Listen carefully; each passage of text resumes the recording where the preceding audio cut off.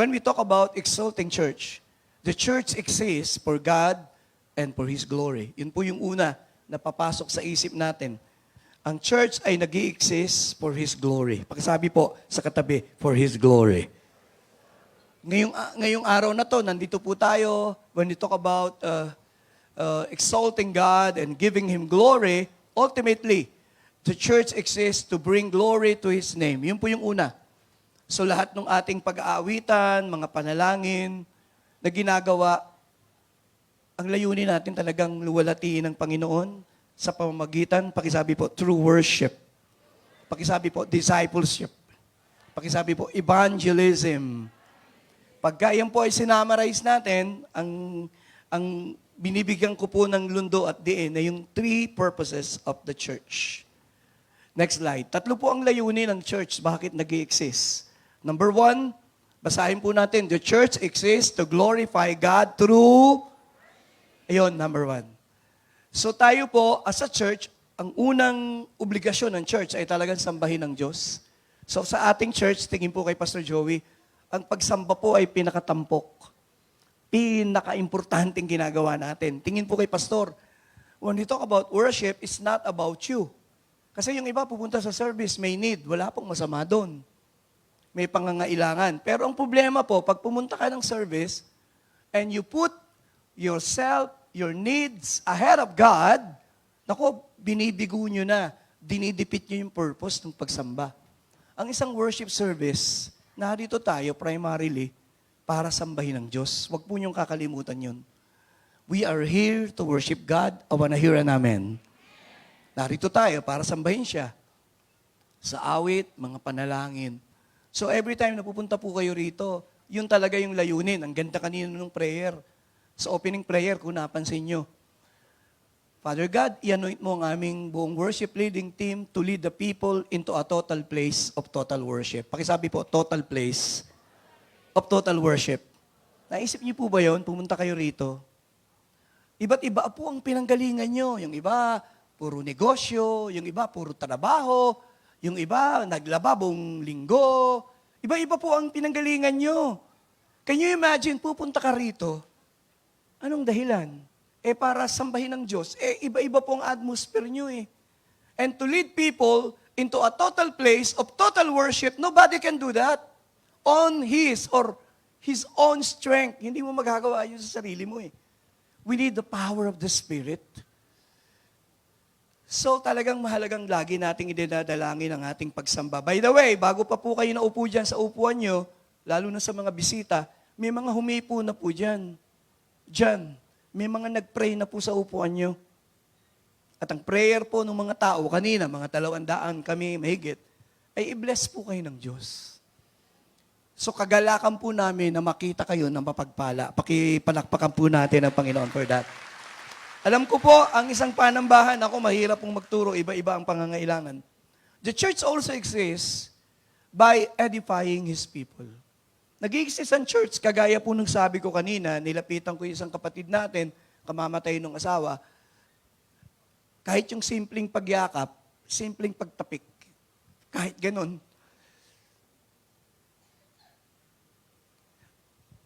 sana mapalakas natin sila. Iba-iba po ang kalagayan nyo rito. Pag ako po'y tumatayo sa pulpito, lagi akong iniisip, kahit maganda yung bag mo, may mga pasaning kayo. May kausap po ba ako? Are you there? Kahit maganda yung rilo, kahit maganda yung damit, bawat isa, lihim o hayag, may mga sugat tayong dala-dala. Pumupunta tayo sa service, maganda lang yung ngiti. Pakisuot po yung magandang ngiti sandali. Ngumingiti tayo, but deep inside sometimes and many times, may mga dala tayong kalungkutan na ang Diyos lang ang pwedeng kumatagpo. Walang kakayanan ng inyong pastor na narito. O sino man, only God.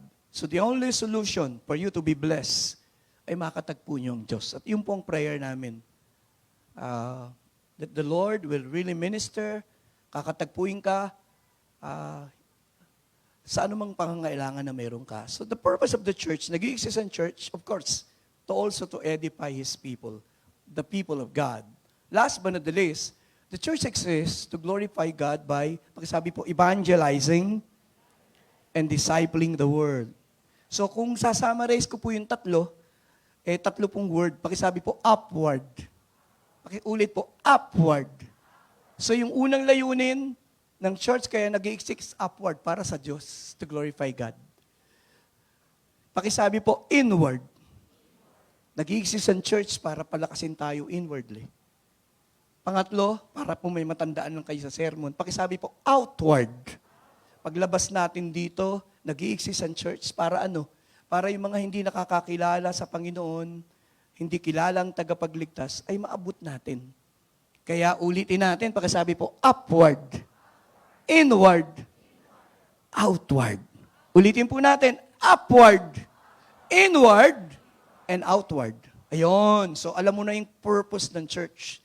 Nag-i-exist ang church, upward, to minister to God. Nag-i-exist ang church to minister to us and to the minister to the world. Ang topic natin, malawak po ito, so bibilisan ko para hindi mabagal. Ikukulong ko po, iko-confine ko ang aking topic sa isang simpleng mensahe, ways to exalt and glorify God. Mga simpleng kaparaanan, paano ang Diyos ay ating maitataas, maluluwalhati sa ating mga buhay. So magsimula po tayo sa pagbasa ng ilang mga piling talata. Lagi po tayong nasa salita ng Diyos kasi dapat lahat ng ginagawa natin ay supported ng salita ng Diyos. In Psalm 82 verse 12, pakibasa po natin, Psalm 82 verse 12, 1, 2, and 3.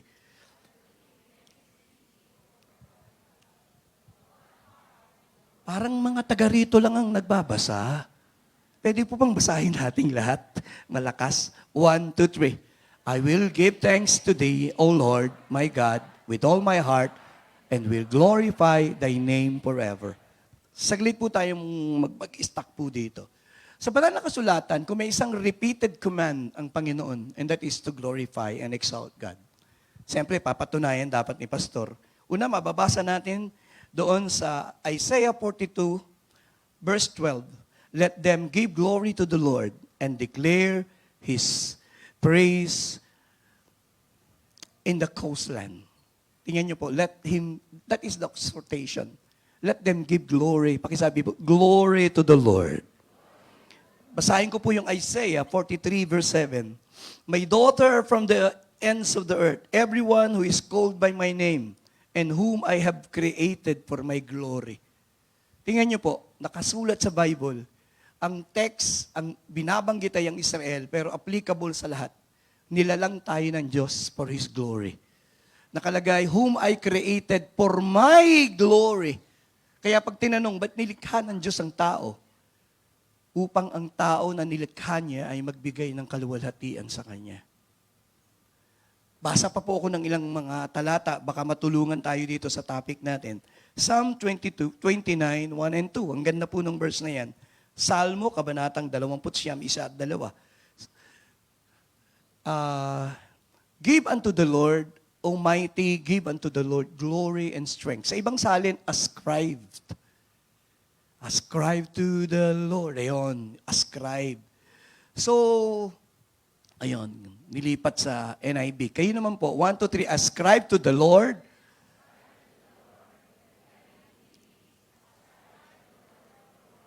Tuloy po natin sa verse 2. 1, 2, and 3. Worship the Lord in His splendor of His holiness. Ayun. You see? Anong nagpapaganda sa Diyos? His holiness.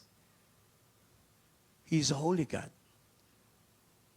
So makikita natin, paulit-ulit po pala. Basa pa po ako. Baka sabihin ng iba, sinatsambahan natin ang salita ng Diyos. Hindi po. In Psalm 115 verse 1, naku, paborito natin yan. Ang sabi doon, not to us, O Lord, not to us, but to your name, give. Pakisabi po, give. Psalm 115, 1:1-5. Kayo naman po, 1, 2, and 3.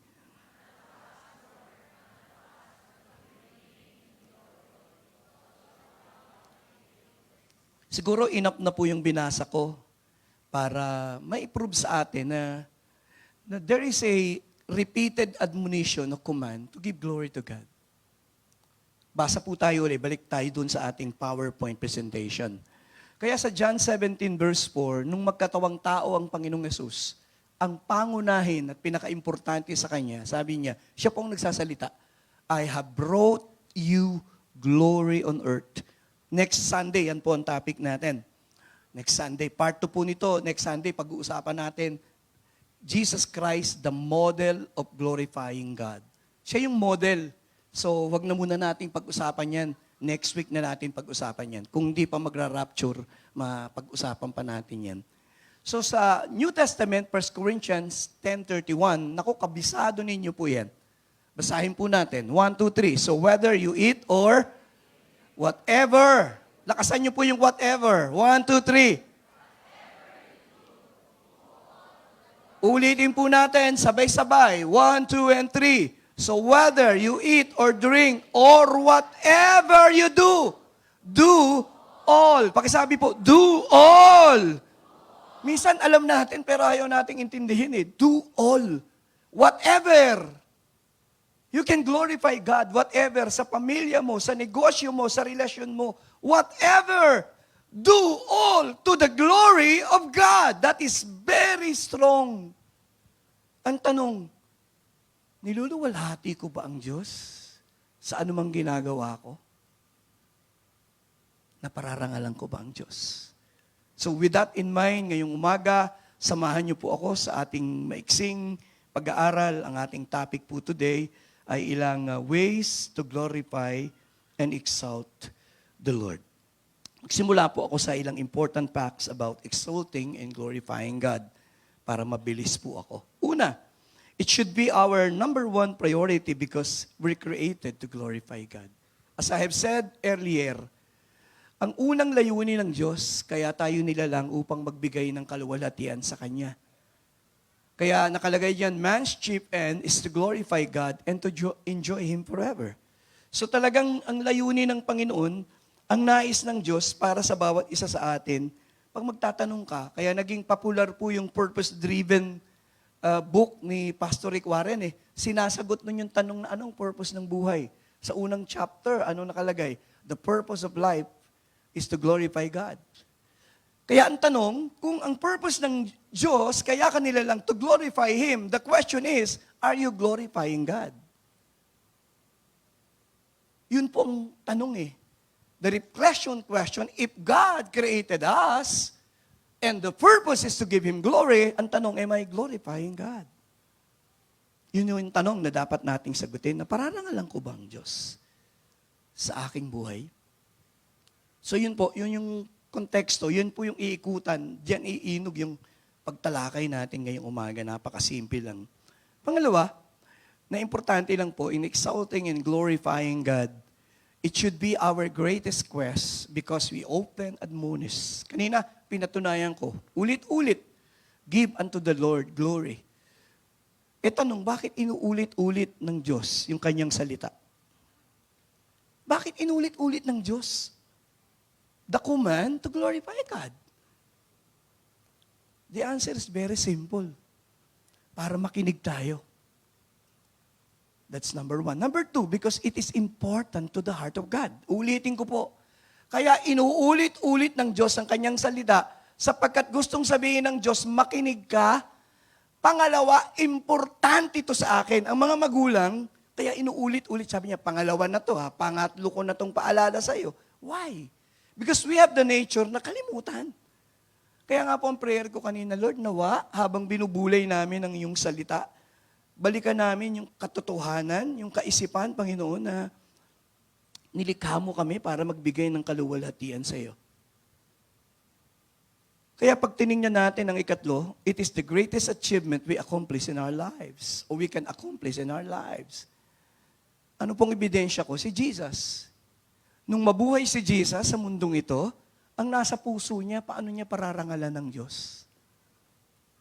Ang kanyang Ama. And Jesus said, I have brought you glory. Binigyan kita ng kaluwalhatian. Alam niyo po, ang mga anak ganun din, di ba? Sasabihin ng anak mo sa'yo, Daddy, itong diplomang ito para sa'yo. Hindi ko po makalimutan yun. Nung gumraduate yung anak ko, isang psychiatrist at iniabot sa akin yung diploma. Sabi niya, Daddy, lahat ng sakripisyong ito para to sa inyo. Ang sarap ng pakiramdam eh, lahat ng pagod mo nawala. Gustong-gusto ko yung tagpo dati na isinabit ni Ma'am Johnny yung kanyang cum lauding medalya para sa kanyang nanay. At sabi, Mami, para sa inyo po ito, Mami. Iba yung pakiramdam eh, di ba? How about God? Kapag tinataas natin ang ating kamay at sinasabi nating, to God be the glory. Nandiyan ba si Pods? To God be the glory. To God be the glory for the things He has. Di po ba? Iba po yun eh. Pag tayo nagsasama-sama at tinataas natin yung kamay natin, sinasabi namin, Panginoon, para sa inyong kaluwalhatian. Next slide po. Bibilisan ni Pastor Joey para hindi po ako mabagal. Let's have a simple definition and a simple explanation of what do you mean when we give glory to God. Exalting and glorifying God means acknowledging His greatness. Pakisabi po, acknowledging. Pag sinasabi mong ini-exalt mo ang Diyos, ang mga kanta natin, yung glorify thy name, maestro. Sanay po tayo dyan, glorify thy name. Ako po ay, nung maborn again ako, yan yung unang narinig ko. Si Brother Eddie, yan yung pinakakanta, dekada 80. Tapos, iniisa-isa niya yung Trinity. Father, we love you. We worship and adore you. Glorify thy name. Tapos, susunod niya naman, God the Son, si Jesus, sasabihin niya, Jesus, we love you. We worship and adore you. Sing along. Glorify thy name. You know, yung huli, the third person of the triune God, the Holy Spirit. We lift our hands. Sing with me. Holy Spirit. I want to hear you sing. We worship and adore you. Oh, and the anointing is touching the four walls at Music Museum. Pakituloy na natin. And we lift our hands, we lift our hearts, and we sing and we say, oh, glorify thy name everywhere. Glorify thy name. Hallelujah. Glorify thy name. Ngayon, we glorify the Lord as we lift our hands, as we sing. Ibig sabihin, we acknowledge His greatness. Pakibuksan muna natin yung Romans chapter 1. Verse 19 hanggang 21 po yun. Tingnan natin. Since what may be known about God is plain to them. Ayan po. Kaya hindi pwedeng dahilan ng taong hindi kilala ang Diyos. Ang mga nilalang ng Diyos ay nagpapatunay na may Diyos. Because God made it plain to them. Yan ang sinasabi ng Bible. Next verse. For since the creation of the world, God's invincible qualities, His eternal power and divine nature has been clearly seen, being understood from what He has made. So, walang excuse ang tao. Ang problema, verse 21. Kayo po naman ang bumasa. 1, 2, and 3. Although they knew or gave thanks to Him. Sandali po, dun lang muna tayo. Ayan po. Paano mo niluluwalhati ang Diyos? By acknowledging Him. His greatness. Yun yung definition natin. Balikan natin yung definition. Kinikilala natin siya na He's a great God. His greatness. Kinikilala natin siya by giving Him honor. Ayon. Sinasabi natin sa Panginoon His greatness, that He is a great God.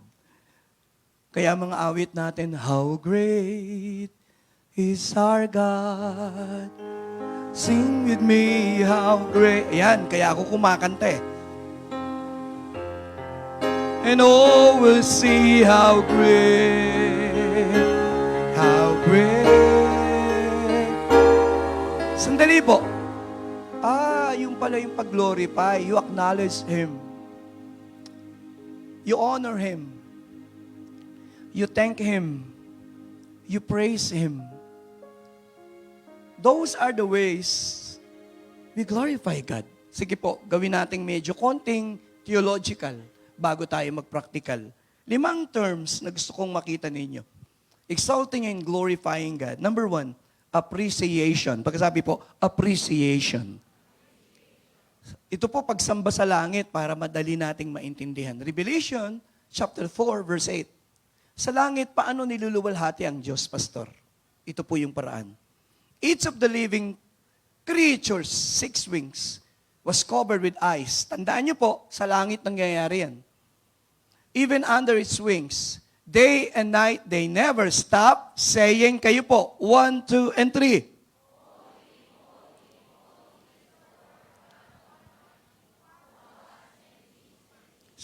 O anong ibig sabihin?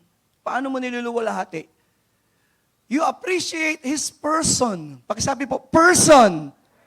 We glorify God pag sinasabi nating, you are holy. He's a holy God.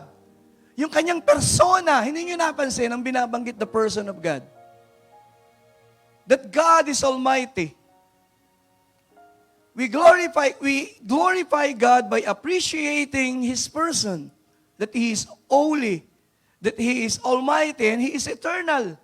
Pakiulit po, holy. Almighty. Ano ang Diyos? Banal na Diyos.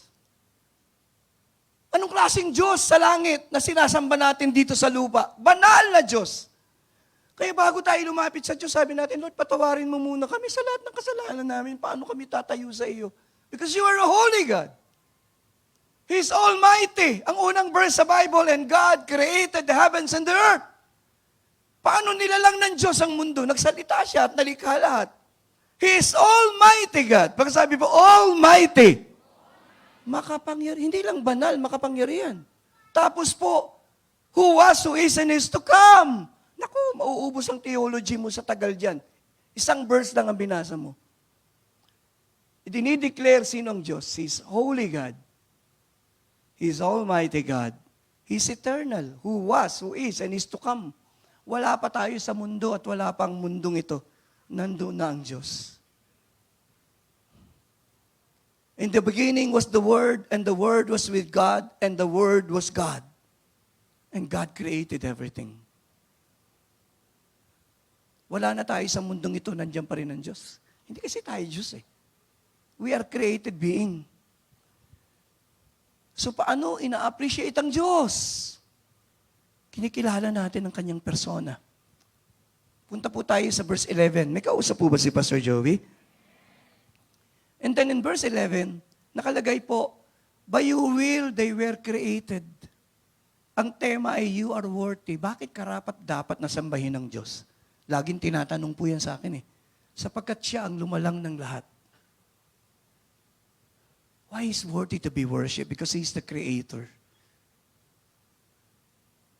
He's worthy to be worshipped. Worthy ibigay kong lahat ng lakas at buhay ko sa Diyos na ito, sapagkat siya ang may bigay ng aking buhay. Why is worthy to be worshipped? Because He is not only my Creator, He is also my Redeemer.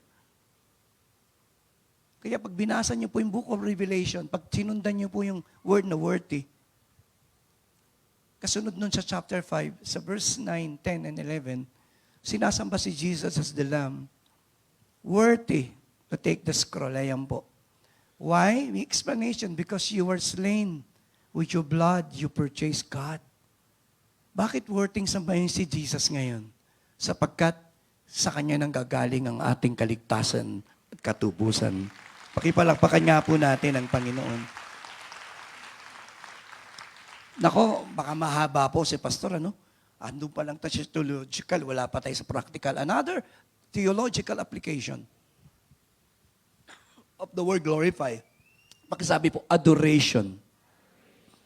Ang tamang response sa Diyos, sa kabanalan niya, ando sa verse 10, chapter 4, verse 10. Ano po ang ginagawa ng mga tao sa langit? Angels. Basahin natin. Tandaan nyo, langit po ito ha. The 24 elders, ano po ang ginagawa nila? Fall down! Ang mga anghel sa langit lumuluhod. Yun ang way nila para luwalhatiin ng Diyos.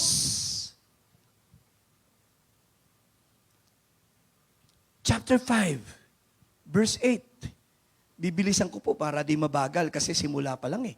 And when he had taken it, the four living creature, the 24 elders, fell down before the, pakilakasan po, before the, sino yung lamb? Tapos sasabihin ng iba, hindi Diyos. Si Jesus nga sinasamba sa langit eh. Tapos ipipreach mo hindi Diyos, laki ng problema mo. Hindi ka talaga papasok ng langit. Sapagkat si Jesus is worship in heaven.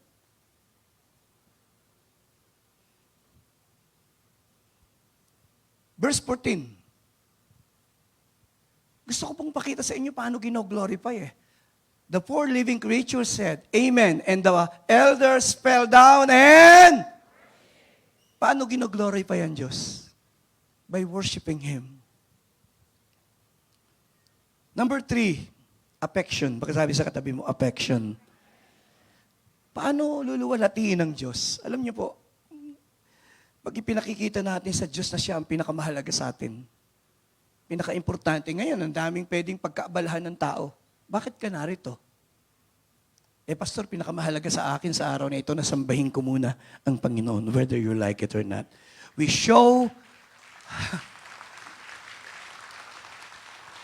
Naku, mahina po yung palakpak nyo. Hindi pwedeng pinakamahalaga ang Diyos at dulo siya sa listahan mo.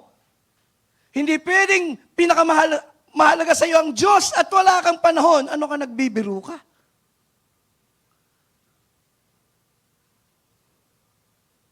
Lagi siyang number 1. 1, 1, 1, 1. Walang kapalit yun. Ang ating pagluwalhati sa Diyos, pinakikita natin sa Kanya. Alam ng mga tao, we love Him more than anything. More than anything. Sabi nung awit, more than anything. Ano po ang kadugtong? I love you, Jesus. More than anything. More than worldly wealth. More. Sarap sabihin yan kung totoo. I love you, Jesus. Pag tumingin ba ang Panginoon sa atin, hindi niya sabing bola yan. Alam ng Lord kung ang ating pagsamba at pagmamahal sa bibig Pastor, Matthew 15:8. Sabi ng Lord, these people worship me with their lips, but their hearts is far from me. Hindi mo maluloko ang Diyos Yung inuutangan mo, maluloko mo sa'yo, ang ganda mo. Ang pungay ng mata mo. Ang ganda ng bag mo, pautang. Ang mga tao, pwede mong bulahin Ang Diyos, pwede mong gawin yon. Nagbibiro ka. Hindi mo pwedeng gawin sa Diyos yun. Nobody can mock God because He is God. May kausap pa po si Pastor Joey. How can I glorify God? Ito po, theological ito mamaya practical. Number 4, by our subjection and proclamation. Alam niyo po, the best way to glorify God is by dedicating ourselves to God. Alam niyo po sa langit, tingin po, sa langit ang lahat ng mga anghel nag-aantabay. Naghihintay silang utusan ng Diyos. At pag nagsalita ang Diyos, nag-una-unahan sila. Ang pinakamahalaga sa langit ay ang utos at kalooban ng Diyos. Doon natin sukatin ang pagmamahal natin sa Diyos. Pinakamahalaga ba sa atin ang kalooban ng Diyos at utos ng Diyos? Kayo lang po nakakaalam yan. When we subject ourselves to God, yun ay pagpapakita na mahalaga ang Diyos sa atin. Kaya mong isang tabi lahat para sabing, sige Lord, mangyari yung kalooban mo. Let your will be done. And last but not the least, proclamation. Walang tigil nilang pinoproclaim. Actually, pag sinasabi mo, you glorify God, Maestro, give me a G. Give me a G. Sabi ng song na ganito, there is none like you. No one else can touch my... What a proclamation. Sabi mo, and I could search for all eternity, Lord. Sandali po. That is glorifying God. We exalt God by telling Him na walang katulad mo, Panginoon. Pwede kong libutin ang buong mundo, ang buong universe, hindi mo magagawa. Baka maka 20 bansa ka lang, 50 bansa, pagod ka na eh. Nakapunta ka na ba sa Mars? Nakapunta ka na ba ng Saturn? Lilibutin mo ang lahat ng buong mundo, napakamapangahas na awit. At pagkatapos mong libutin, sasabihin mong, walang kagaya mo.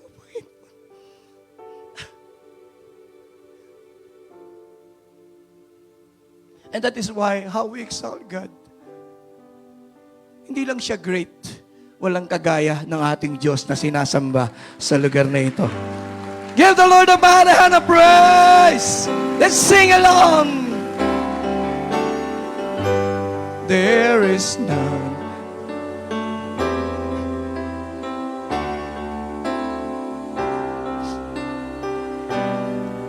My heart's like you do. I want to hear you sing.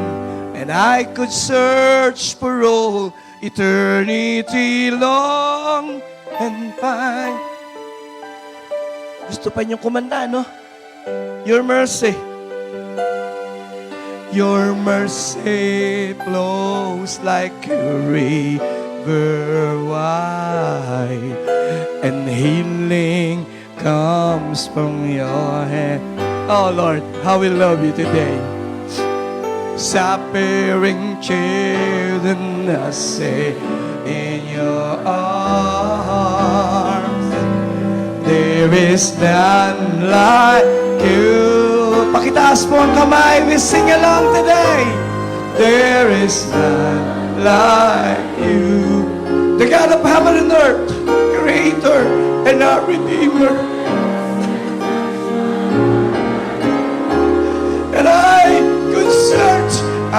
could search for all eternity long and find there is none. Your mercy, mighty Lord, your mercy flows like a river wide, and healing comes from your hand. Oh, suffering children, are safe in your arms. Wala nga po bang kagaya ng ating Diyos? Just for the last time, we sing along. It's not like you.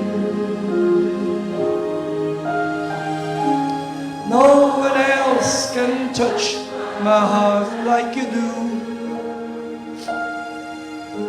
And I could search for all eternity long, Lord. Pwede po bang pumalakpak tayo sa pagkamangha sa ating Diyos?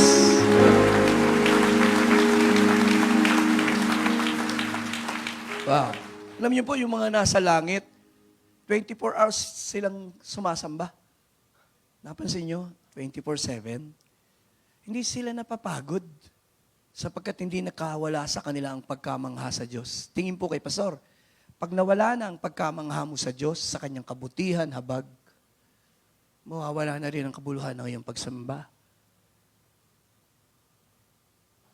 Iba pag namamangha ka sa Diyos, sabi mo, napakabuti mo talaga, Panginoon. Napakatapat mo. Di ba ba? Napaka. Sabi mo, walang kagaya mo talaga. Yeah, we need to be, Kailangan natin mamangha eh. Ngayon, practical na po tayo. Practical ways to exalt and glorify God. Number one, we glorify God when we solely aim or we aim solely to honor Him. Si Jesus, nakita ko po, intentional. Pakisabi sa katabi mo, intentional. Talagang intentionally, consciously, glorify niya ang kanyang Ama. Sabi niya, I have brought, hindi tsamba, I have brought you glory. Binasa ko po yung Bible. Dito lang po ako mag-i-stick. Yung mga miracle ni Jesus, tingin po, lahat ng yun, dinisign to glorify God. Hindi yung sarili niya. Patunayan ni Pastor. Siyempre, dapat patunayan, basahin. Matthew chapter 9, verse 8. Pinagaling ni Jesus yung paralytic, pinabangon, sabi niya, tindig, bangon. Anong reaksyon ng mga tao? When the crowd saw this, they were filled with, namangha sila. I think that is New King James Version. And they glorify God. Yun, tama ako. They marveled and glorified God. Nung tumindig yung paralitiko, ang ginawa ng mga tao, nagtaas ng kamay, they praise God. Another miracle in Matthew 15, verse 31. Yung mga bulag at hindi makapagsalita, pansinin niyo po so the multitude marveled when they saw the speaking. The made whole. The lame. Pansinin niyo po mamangha kayo sa kapangyarihan ni Jesus. Nakapagsasalita ang mga pipi. Nakakalakad ang mga lumpo. Kung ando doon tayo, lumakad yung lumpo. Nakakita yung bulag. Are you there? Anong reaksyon nila nang makita nila ang kapangyarihan ni Jesus to heal? Anong sabi ng Bible, God of Israel. Pakipalakpakan po natin ng Diyos. Glorify God, the God of Israel. Ito po, isa na lang, huli na lang. Huwag tanghaliin tayo, may communion. Paborito ko po itong miracle. Luke chapter 7, verse 14 to 15. Pinigil ni Jesus yung libing. Sapagkat nakita niya yung nanay na umiiyak at siya'y nahabag. Tingnan natin yung 13 para kumpleto yung kwento ni Pastor. When the Lord saw her, sino yung her? Yung nanay. Balo, may isang anak at namatay, had compassion on her and said to her, do not weep. Huwag ka nang umiyak. Okay lang umiyak. Patay yung anak Sabi niya, huwag ka nang umiyak. Verse 14, lumapit si Jesus. Doon, bawal yun Patay, hindi nahawakan dapat. Hinawakan ni Jesus yung kabaong. At sabi dun sa patay, young man, I say to you, arise! Ano kaya yung lagyan natin ng drama, Verse 15. Ano kaya ang pakiramdam nyo kung kasama kayo sa libing at biglang pinigil at biglang bumangon ng patay? So he was dead, sat up. Umupo. Talagang may drama Umupo. At nagsalita. Ano kayang sinabi niya? May hinala ako, tinawag agad yung nanay. Nanay. Ganun tayo, di ba? Pag masakit tayo, si nanay agad. Bihira naman tatay Tatay. Mami. May hinala ako, ang unang sinabi niya Mami, nasaan ka? Ano nangyari sa akin? Anak, patay ka binuhay ka nito. Binuhay ka ni Jesus. And he presented him to his mother. Ang ganda ng kwento, May kausap po ba ako? Patapos niyang buhayin, pinresent niya. Yung buhay. Kanina patay, ngayon buhay na. Sabi niya, eto na yung anak mo. Anong reaksyon ng mga taong nakakita ng miracle again? Verse 16, yun po yung ating babasahin. Then, fear came upon all. Pakilakasan po, they glorify God. Paano po bang luwalhatiin ng Diyos sa pagpalakpak ngayong umaga? Ako mukhang hindi ako kumbinsido, mahina ang palakpak niya.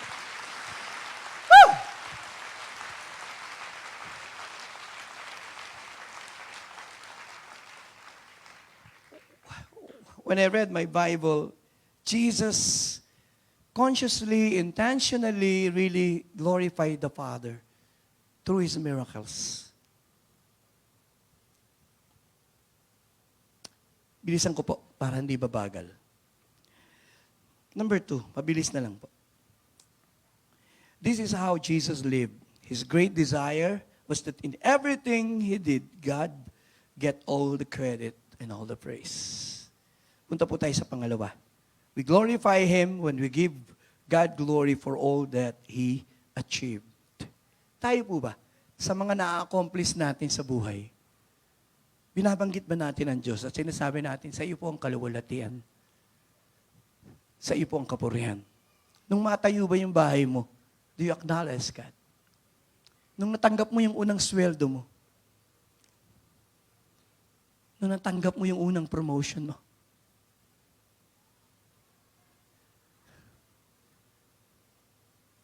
nung natanggap mo yung mga awards na meron ka, nasabi mo ba, to God be the glory. To God be the glory. To God be the glory for the things. By the way, ang title ng awit po ay hindi To God be the glory. So, kantahin nga natin To God. Ang title ng song ay My Tribute. Kaya maganda yung unang linya ng My Tribute. Kantahin natin yung verse. How can I say thanks for the things you have done for me? Kayo, mas magaling kayo. Things so undeserved, yet you gave to prove your love. Itong magandang linya. The voices of a million angels could not express, Panginoon. And we tell Him, all that I am and ever hope to be. Pakisabi po ulit, I owe it all to Thee. Di po ba ang ganda? All that I am and ever hope to be, I owe it all to Thee. Parang gusto niyo pang kantahin ng koro. Sige, pagbigyan. 1, 2, and 3. To God be the glory. Oh, Father, to God be the glory. Receive the praises, Father.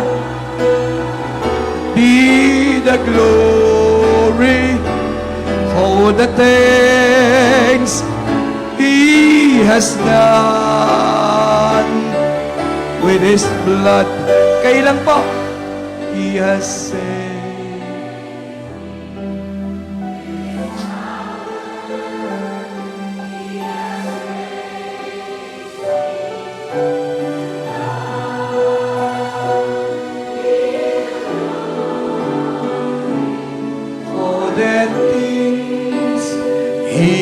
The next 10 seconds, palakpakan po ang Panginoon.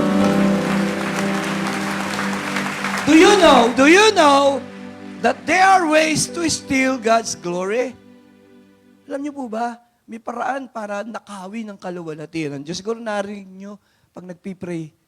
At wala pong hihipo ng anumang kaluwalhatian na para sa inyo. But sometimes, we're tempted to steal. But Pastor Joey, how we steal? 2 ways. 1, when we become proud, pag nagyayabang na tayo, na parang ang tagumpay natin dahil sa galing at husay natin. We steal the glory of God. We forgot all that we have. Ang ating galing, lakas.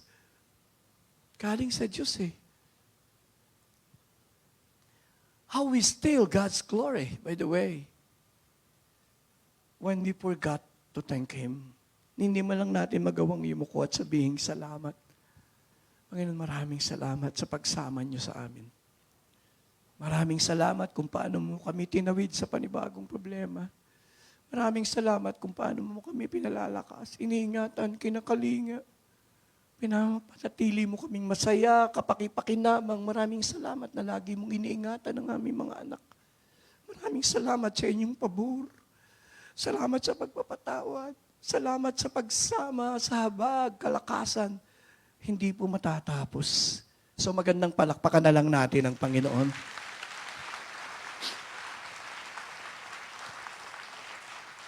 Oh, number 3. Kising pa po kayo? Sige po. Number 3, we glorify God through unswerving faith. Alam niyo paano naluluwalhati ang Diyos? Pag ang ating pananampalataya ay hindi natitinag, maski sa gitna ng mga pagsubok. Romans 4:20, God gave Abraham a promise. Sabi niya, I will bless you. You will be a blessing. Bibigyan kita ng anak. And Abraham waited. Pakisabi po, dream. Pakisabi po, vision. Ganun po ang Diyos eh. Minsan magbibigay ang Diyos ng vision at dream sa'yo. Minsan hindi agad mangyayari. It took him how many years? 25 years he waited and waited. And what happened next? Waiting is not always easy. Tingin nga po kay Pastor, sino po rito magaling talaga kayong maghintay? Gift niyo yung maghintay. Bakit ngumingiti ho kayo? Sapagkat ang maghintay ay hindi laging madali. Doon ka lang, itago na lang natin sa pangalang McDonald's, umorder ka. At sabi nung magbibigay ng order, Sir, can you wait for 10 minutes? Nung 15 minutes na sabi mo, kala ko ba 10 minutes? At sabi sa iyo, Pastor, malapit na ho. Bigla kang bumait. GIL pala yung nagsiserve. Whether we like it or not, hindi laging madaling maghintay. There is season of waiting. May season ng delay. May season din po ng difficulty. Why we wait? Alam niyo po lahat yun. May kausap pa po ba ako? Somebody say amen. We wait. We prayed. And we keep on waiting. Abraham waited. Abraham never wavered. Ang ganda po in believing God's promise. Sana ganun din tayo. Abraham never wavered in believing God's promise. In fact, his faith grew stronger. And this brought glory to God. At anong nagbigay ng kaluwalhatian sa Diyos? Hindi natinag ang kanyang pananampalataya, and that gave glory to God. Naku, mahina po yan. Oh, punta po. Yeah, di po ba? Dalawa lang po pain or pleasure. Yung dalawang yan ako, mahirap kalaban. Pag may pain ka na, pag nasasaktan ka na, ang kalooban mo, pag may sakit ka na, balik ka sa ospital. May kausap pa po ako. When you sense pain, may pinag-pray ako, sabi niya, Pastor, ayoko na, ma-opera ulitin daw. You know the pain. Even pleasure. Pag napagpala ka, alam niyo po ba pati ang pagpapala ay danger din? May kausap po ba ako there?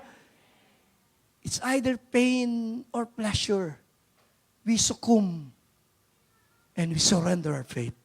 I have seen so many people, they're no longer serving God. Nung napagpala na sila, may maganda ng sasakyan. Nangyari na yung mga pangarap. Kaya nung sinulat ko yung awit na Maestro G, makamtan ko man lahat ng yaman sa mundo,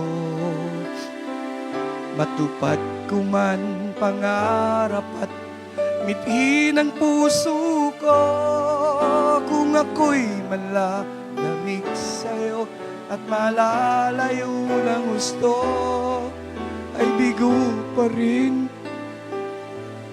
ngayong Sandali po, matagumpay ka ba? Ikotse ka nga, maganda bahay mo, malayo ka naman sa Diyos. Totoo ka bang matagumpay? May boyfriend ka nga, ngayon, hindi naman mananampalataya, nalayo ka naman sa Panginoon. Maraming bagay na maaaring maglayo sa atin sa Diyos. Kaya dapat naiintindihan natin, kung ako'y malalamig sa'yo at malalayo ng gusto, ay bigo pa rin.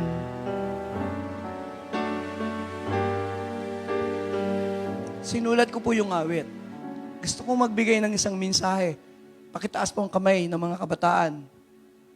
Yung 40, kabataan pa rin po yan. Ba't kayo natatawa? Hindi ba life begins at 40? Tatawa. Sinulat ko po yung awit para laging reminder. Yung preaching, isang preaching, dalawa, makakalimutan eh. Pero pag laging inaawit, nagiging isang buhay na mensahe. Kantahin natin yung koro. 1, 2, 3. Ikaw ang yamang hinahangad, ang pangarap kong sasapat, Panginoon, Panginoong Jesus. Ikaw ang yamang hinahangad, ang pangarap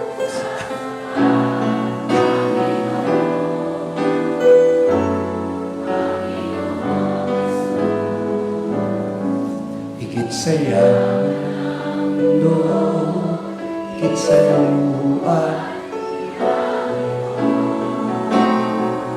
Ikaw ang yan, ikaw ang yan.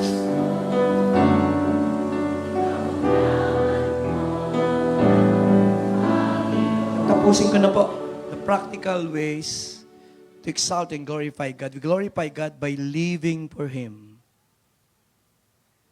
Madali pong mabuhay para sa Panginoon pag may pagpapala, pag may mga blessings. Pero we glorify God more by living for Him in spite of. Sa kabila ng mga pagsubok at kabigatan. Dinadaanan mo to at sasabihin mo, Lord, kahit anong mangyari, maglilingkod pa rin ako sa'yo. Give Him more glory for that. Acts 20:24, Paul said, however, I consider my life worth nothing to me if only I may finish the race and complete the task. Anong pinakamahalaga kay Pablo? Nais ko lang matapos yung pinagawa mo sa akin. Kaya sabi niya, habang siya'y nakakulong, napunta po ako dun sa Rome. Many years ago, I was invited, one of the speakers po ako ng European conference, church natin. And then, siguro around 300 people attended, pastors. And after the said conference, I was given the chance to visit yung saan kinulong si Pablo. Kaya alam ko po yung feeling, yung bang madilim, malamig, mabaho, at mayroon lang maliit na butas na hinihingahan si Pablo. Sinulat niya po yun. Yung Pilipos, rejoice in the Lord. Yung mga ang tawag po dun ay prison epistles. Nung sinabi ni Pablo kay Timoteo, magpakatatag ka. Maganda ka magdusa. Sinulat niya yun habang siya'y nakakulong. Sinulat niya yun sapagkat si Timoteo ay batang pastor na natatakot. Baka makulong din. Baka mapugutan din ng ulo. Pero sabi niya, I have fought the good fight. I have finished the race. I have kept the faith. Sabi niya, sa gitna ng lahat ng ito na pinagdadaanan ko, I have fought the good fight. Ilan po ngayon ang may matinding laban sa pananampalataya at kaya mong sabihin, I have fought the good fight, Pastor. Ilan na nakaupo rito paulit-ulit na dialysis, nagbabalik-balik ka. Hindi ka nag-give up. Sabi mo, I have fought the good fight. May kausap po ako?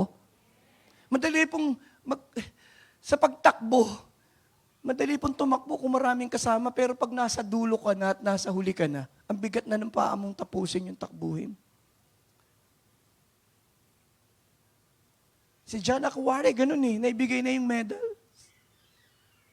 Tapos na po yung pagbibigay ng medal, dumating siya.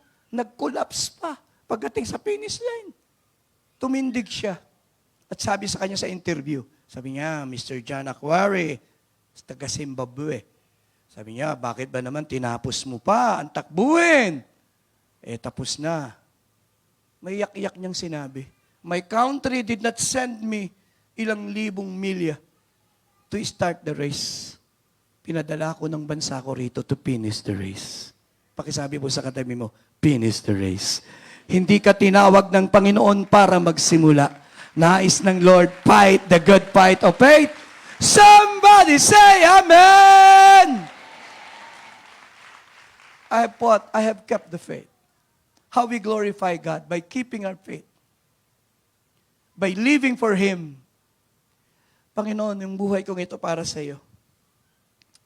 Number 5 na po, 6 and 7. I'm done. We will proceed to communion. Na-excite lang po akong magturo. We glorify God by being zealous for His name. Pag sinabi pong zealous, ibig sabihin on fire. Tingnan nyo nga po yung katabi mo, on fire ba yan? Pakisabi po, tenacious. Hindi siya nag-give up. Uncompromising. We glorify God by showing Him that we are passionate about Him and for His kingdom. Number 6, we glorify God, I'm almost done, when we are united in love. Yan po ang isa sa mga bagay. Pinag-pray ni Jesus yan sa John 17:21, that they may be one. Wala pong nag-glorify sa Diyos, higit po sa pagmamahala natin sa isa't isa. When the church is united, when the family is united, believe me, we glorify God. Last but not the least, and let me close, we glorify God when we offer Him pure praise and pure worship. Alam niyo po, madali pong umawit eh. Madaling sumba. Ang dami nating awit. Pero alam niyo po ba, kaya ang Panginoon may paraan para dalisayin ang ating pagsamba. Nadadalisay ang ating pagsamba pag dumadaan tayo ng mga pagsubok at kabigatan. Kaya yung Job chapter 1 verse 20 and 21, sa panahon na patay lahat ng kanyang anak, naubos ang kanyang kabuhayan, lumuhod po siya. He fell to the ground and worship. Yan po'y pure worship. Pakisabi sa katabi mo, pure worship. Walang pagkukunwari. Paano ka naman aarte sa pagsamba na matay lahat anak mo? Na wala lahat kabuhayan mo. Minsan madaling umarte sa pagsamba eh. Umiiyak ka maya-maya, nabura na yung maskara mo, dahan-dahan mong pinapahid. Minsan, we're still thinking of who we are. What people will say. But pure worship, wala kang pakialam ano sasabihin mo. Just worship the Lord. Tingin ng iba, fanatics ka. Bakit? Pag lumalaban ba ang Hinebra, hindi ba mas fanatic ka, pumapalakpak ka lang sa tao? Natalo ang gilas kagabi, pag-pray nating manalo sa susunod. Kaya ako hindi nanonood, ako yung malungkutin pag natatalo Baka akala nyo, spiritual lang ako. Nanonood din akong TV. Sabi ko, Lord, yung unang medal, Lord, gold, please. Nanalo ng medal kagabi. But the point is, ang ating pure worship pag nasaktan ka, dumaan ka ng pagsubok. Paraan ng Diyos yun to purify Are you there? Pinupurify ng Diyos yung faith. Yung ating worship, pinupurify ng Diyos yung pagkakilala natin sa Kanya. Dinaanan mo na kasi yung pagsubok Hindi ka na lang kumakanta. You know it. You know what's happening. Nung mamatay po ang tatay ko, hindi ko magawang umawit. Lungkot-lungkot ko. Pag tatayo ako sa worship service, makikita ng tao, sigla-sigla ko, lakas-lakas ko. Pero pag nag-iisa na ako, nag-iisa akong naninimdim. And there is secret sorrow in my heart. And the Holy Spirit saw it, and the Lord spoke, and He said, "You're sorrowful today, not because I did not comforted you. You're sorrowful because you refused to be comforted." And then, oo nga, minsan kino-comfort tayo ng Lord, pero gusto nating manatili sa lungkot at pain natin Sabi ng Lord, nagpadala ako naman magko-comfort sa iyo. Mananalangin, who will touch you, but you refuse to be comforted. I sent people who will touch you and pray for you. And then, I get my guitar and I start to sing. My heart's desire, tumayo po tayong lahat, is to bless your holy name. My heart's desire is to lift you up. Pakitaas po ang kamay, pakisabi po. Even in the times of troubles, even in the times of trials, my heart's desire is to bless your holy. Ang nais ko'y purihin ka, Panginoon, ngayong umaga. Pakibaba po ang kamay. Hindi madaling awitin po, ano? Because to bless the Lord is a choice. Pakisabi sa katabi, it is a choice. Psalm 34 verse 1, David said, I will bless the Lord at all times. Pinipili po.